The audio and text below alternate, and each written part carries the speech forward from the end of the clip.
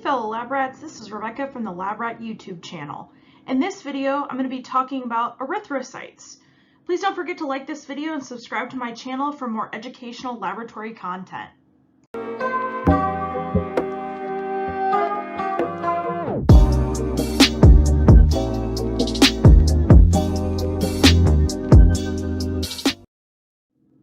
Alright, so let's get started here.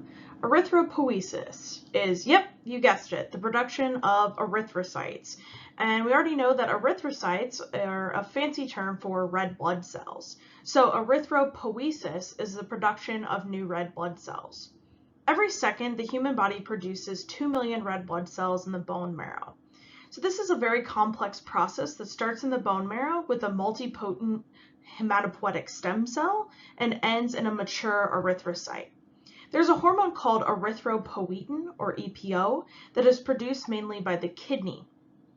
In response to hypoxia, which is falling levels of oxygen in the body, the kidney secretes EPO, which in turn tells the body to increase the amount of red blood cells produced.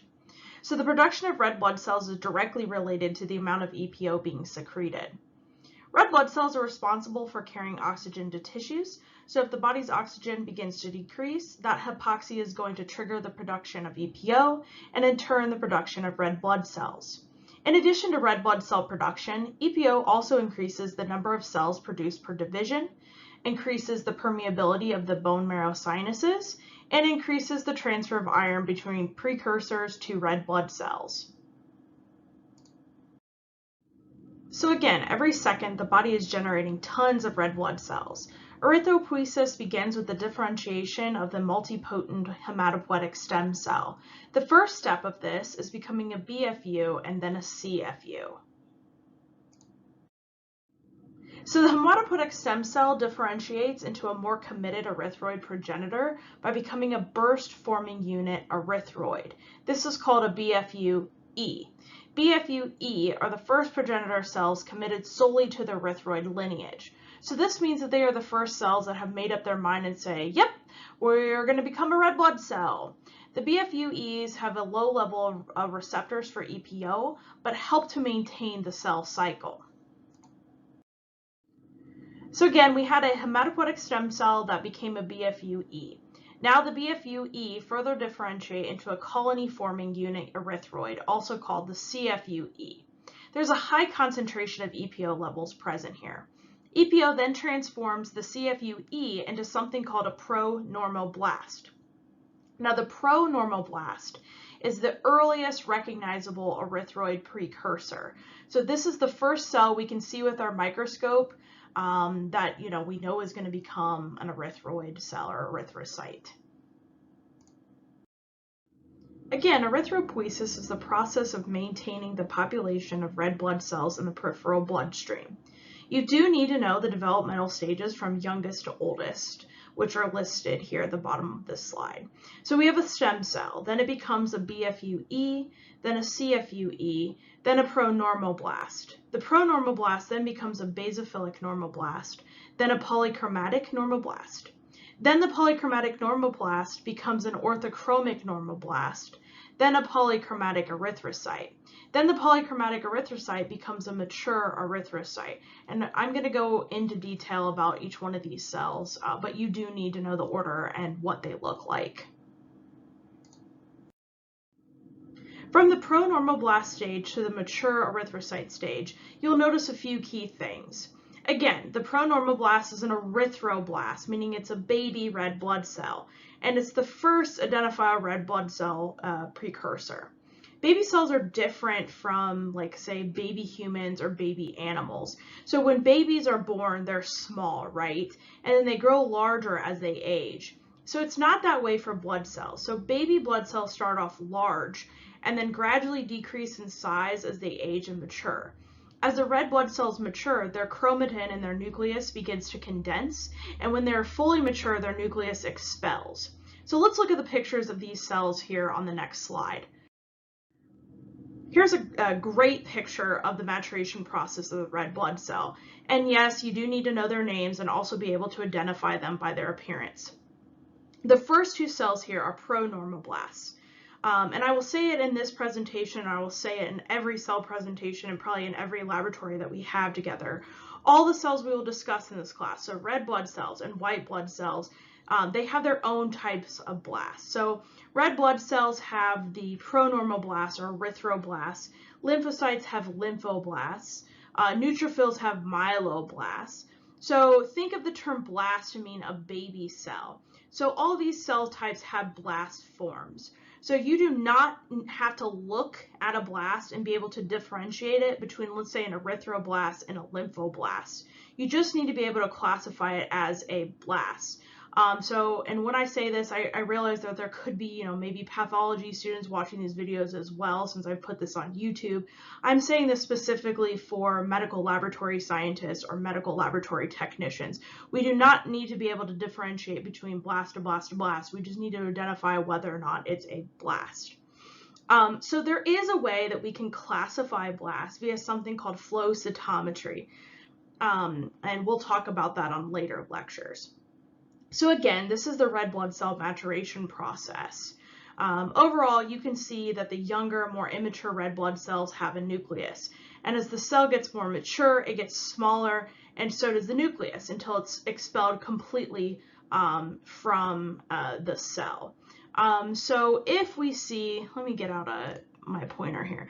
So this is, of course, a normal red blood cell. And if you see this reticulocyte here, this is a retic. If we actually see it in the blood smear with the right Giemsa stain, we call this Polychromasia. But if you can see, we start here, the blast form, and then the nucleus gets smaller and smaller, and the cell gets smaller and smaller, and then eventually the nucleus is just completely expelled out of this cell, and it becomes a normal red blood cell. So if we see any of these, potentially these as well, in the peripheral blood smear, we call them nucleated red blood cells. A good way to differentiate these from lymphocytes. So a lot of my students get these confused, especially this cell, get these confused with lymphocytes. And the way that you can determine that really is, one, there's an eccentric nucleus. So the nucleus is kind of like near the side. And also, if you just kind of like delete this nucleus in your mind, just delete it, like just get it out of there, don't even look at it, and you see like I guess for lack of a better word, the cytoplasm that's left over, this cell here looks very much like this cell here. And lymphocytes are not going to look like that. So that's just kind of a technique that I use to differentiate between a nucleated red blood cell and a lymphocyte. The pronormoblast or rubroblast is the earliest recognizable erythrocyte precursor. So this is a newborn red blood cell or baby red blood cell. It accounts for less than 1% of all cells present within the bone marrow. So there's a high nucleus to cytoplasm ratio. So around 80% of the cell is going to be its nucleus. So you can also sometimes see faint nucleoli, which this arrow in this photo is pointing to. These cells spend about 5 to 7 days in the bone marrow, mature, and then go into the peripheral blood at the reticulocyte stage. So again, if we were to see this cell in the peripheral bloodstream, we would not be able to identify it as a pronormoblast or erythroblast. We would just be able to identify it as a blast. So if you can see here, so there's the nucleoli in here. That's pretty common in these. So this is a pronormoblast, so a baby red blood cell. The next stage of red blood cell maturation is the basophilic normoblast. These can also be referred to as basophilic erythroblasts or prorubrocytes. They're very similar to the pronormoblasts, but they're smaller, and the nucleus is about 75% of the entire cell. So these cells account for about 1 to 3% of the total number of marrow cells. Nucleoli are generally not observed in these cells, oftentimes you can see a paranicular halo sometimes present here, and what I'm talking about that is I'm talking about like this here. See how it kind of has this like lighter halo around the nucleus there? That's the paranicular halo. So sometimes basophilic normoblasts will have those. The next cell in the red blood cell maturation process is the polychromatic normoblast, which is also called a polychromatic erythroblast or rubrocyte. These account for about 13 to 30% of all the cells present in the marrow. As you can see from this photo here on the right-hand side, that there's a decreased nucleus to cytoplasm ratio. So the nucleus is getting smaller, right? So the cell is starting to mature, so it's going to get smaller. The nucleus is going to get smaller because it's eventually going to be expelled there. And there's also no nucleoli in here as well in the nucleus. So there is an abundant gray-blue cytoplasm as well. So this is the polychromatic normoblast. The next cell in the process of red blood cell maturation is called the orthochromic normoblast, or also the orthochromic erythroblast or metarubrocyte. They account for about 5 to 10% of all marrow cells and have a low nucleus to cytoplasm ratio. It's not uncommon to see these cells in the peripheral blood of newborn babies. This is usually caused from the stress of being born. So if we see these in the peripheral blood, we refer to them as nucleated red blood cells or nucleated reds. And of course, since lab professionals really just love abbreviating things, they can also just be called NRBCs. So I have noticed students get these confused with LIMS, like I said on a couple slides ago. NRBCs have an eccentric or partially extruded nucleus, but it helps to think about this nucleus just being gone from the cell. So just picture this particular cell's nucleus out of the cell. So just picture this just out of there, okay? Just get rid of it and just look at the surrounding part of that cell. So what's left behind? So the cytoplasm looks just like this red blood cell, right? Like it's the same color, it's the same shape, right, up to all of these different red blood cells. So a lymphocyte is not going to look like this. So this is a very classic nucleated red blood cell.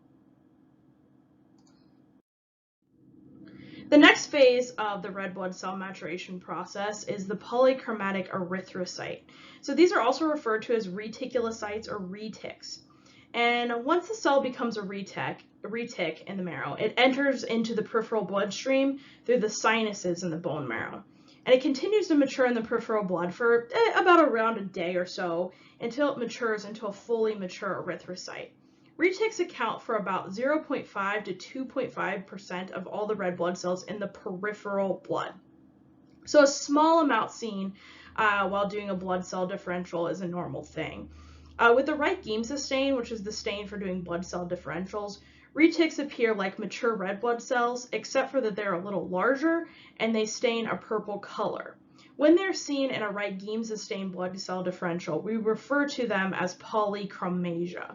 So let's get out my little blue marker here. So these are the retics here. This is what we would call Polychromasia. You see how they're a little bit larger than the other red blood cells, and they kind of have a purpley kind of tint to them. These are Polychromasia or polychromatic cells, red blood cells. So recall this photo, the photo on the last slide. So when polychromatic erythrocytes are seen in a Wright-Giemsa stained blood cell differential, we refer to it as polychromasia. We can do a separate stain called the new methylene blue stain to visually see those reticulocytes. New methylene blue is called a supravital stain, and supravital stains are those that stain living material. The reticulocyte count is based on the property of ribosomal RNA to react with isotonic solution of the new methylene blue stain.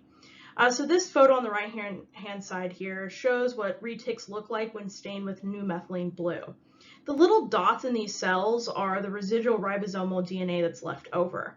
And it used to be that to get a reticulocyte count on a patient, laboratory professionals did these supravital stains and a manual reticulocyte count. So advancements in laboratory equipment now have started to phase this test out, and retic counts are often performed on an automated cell counting analyzer. So you see these little like remnants, all these little dots all in these cells. This is an actual reticulocyte that is stained with that new methylene blue stain.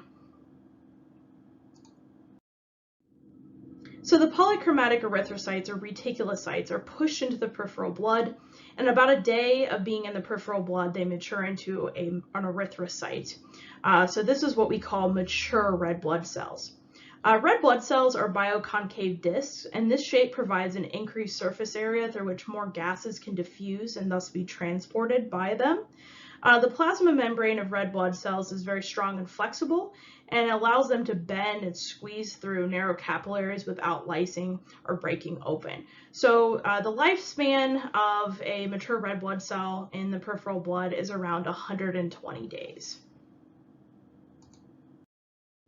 So let's talk a little bit more about red blood cells. So newborns have the highest concentration of red blood cells, and that concentration gradually decreases until the baby is around 2 to 3 months of age. By the time the pregnant mother's blood reaches the placenta, there's just a lower concentration of oxygen present within that blood.